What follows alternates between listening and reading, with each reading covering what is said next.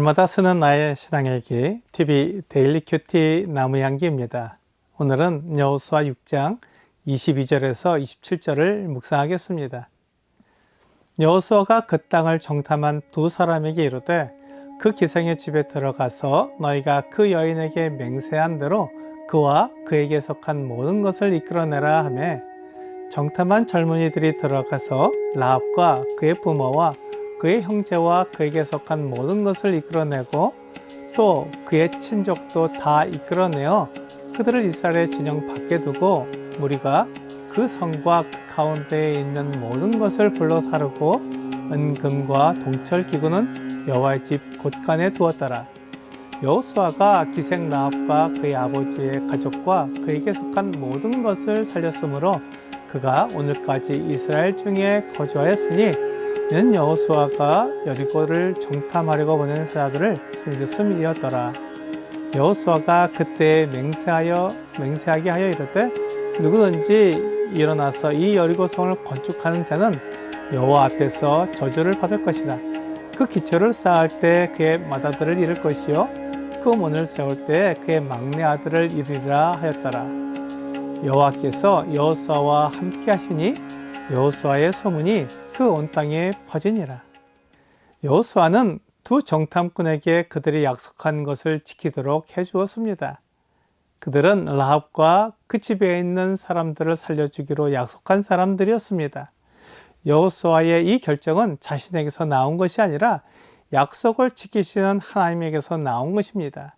하나님은 약속을 반드시 지키시는 분이기 때문에 약속을 지켜서 하나님의 영광을 나타내야 했습니다. 여호수아는 정탐꾼들이나 자신의 영예를 위한 것이 아니라 하나님의 영광을 위해 약속을 지키는 것이었습니다.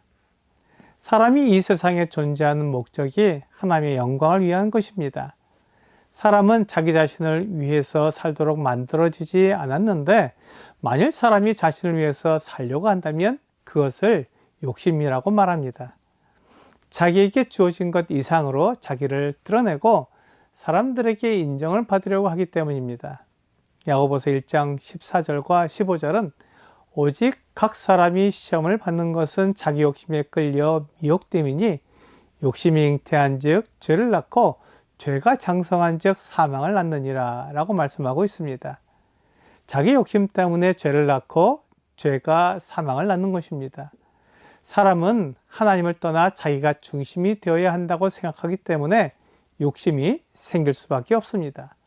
하나님을 믿는 믿음을 가지고 있다고 말하지만 자기 욕심이 연루되면 겸손히 자기를 낮추기보다 자기가 중심이 되어야 한다고 생각합니다. 그래서 자기 생각이 옳다고 주장하며 자기 계획대로 행동하도록 주장하는 것입니다. 이런 욕심 때문에 하나님의 말씀에 순종하지 못합니다.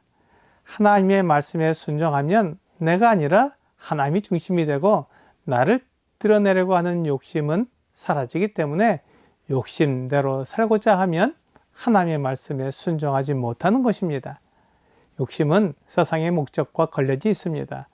세상은 하나님 없이 세상에서 잘 사는 것이 목적이고 욕심도 내가 다른 사람들에게 인정받고 최고가 되려는 목적을 가지고 있습니다. 여호수아는 그런 욕심이 아니라 하나님의 영광을 위해 사는 사람이었습니다. 여호수아는 평생 하나님의 살아계심과 그분의 능력을 경험했기 때문에 하나님 앞에서 겸손하며 마땅히 하나님의 말씀에 순종해야 한다고 생각했습니다. 그래서 여호수아는 정탐꾼들이 알고 있는 라합의 집으로 가서 그와 그의 집에 있는 사람들을 이끌어내라고 말했습니다. 라합을 알고 라합이 의지할 사람은 정탐꾼들밖에 없었습니다. 라합이 이렇게 여리고가 멸망하는 순간에 생명을 얻게 된 것은 그가 생명이요 진리이신 하나님 편에 섰기 때문입니다. 라합이 이스라엘의 편에 설 때는 아직 여리고가 멸망하지 않을 때였고 이스라엘이 요단을 건너기 전이었기 때문에 라합으로서는 하나님을 믿고 이스라엘의 편이 되는 것이 모험일 수 있었습니다. 만일 이스라엘이 여리고를 점령하지 못하면 라합과 그의 집에 있는 모든 사람은 죽임을 당할 수 있었습니다. 하지만 라합의 믿음은 옳았고 그가 의지한 하나님께서 그 약속을 지켜서 라합과 그의 가족은 여리고의 멸망으로부터 구원받게 되었습니다. 믿음은 라합에게나 우리에게나 동일합니다. 라합에게 확실하지 않은 하나님을 믿고 따르는 것이나 보이지 않는 하나님을 믿고 따르는 우리에게나 믿음은 동일합니다. 하지만 하나님의 편이 되는 것은 분명한 증거가 있습니다. 하나님은 이 증거를 보여주셔서 사람들이 믿을 수 있게 하셨습니다. 보이지 않는 하나님을 믿을 수 있는 것은 하나님께서 행하신 증거입니다. 성경은 그 증거를 보여주고 있으며 하나님이 계신 것을 말해주고 있습니다. 하지만 세상은 그 증거를 무시하며 내가 손으로 만지고 귀로 듣고 눈으로 보아야 한다고 주장하고 있습니다. 여호수아는 하나님이 계신 것을 약속을 지켜서 나타낸 것입니다. 라합은 여호수아서를 기록한 때까지 이스라엘 중에 거주하고 있다고 말했습니다. 이것은 라합의 자손들이 이스라엘 중에 거주하고 있다는 말입니다. 그러므로 라합이 하나님의 편이 되었을 때 잠깐 하나님의 백성으로 받아들여진 것이 아니라 계속해서 그와 그의 자손이 하나님의 백성으로 받아들여졌다는 것을 말하고 있습니다. 이것이 하나님의 편에 선 사람이 누리는 하나님의 은혜입니다. 여호수아는 여리고성을 건축하는 자는 여호와 앞에서 저주를 받을 것이라고 말했습니다. 기초를 쌓을 때 맏아들을 잃을 것이고 문을 세울 때 막내 아들을 잃을 것이라고 말했습니다.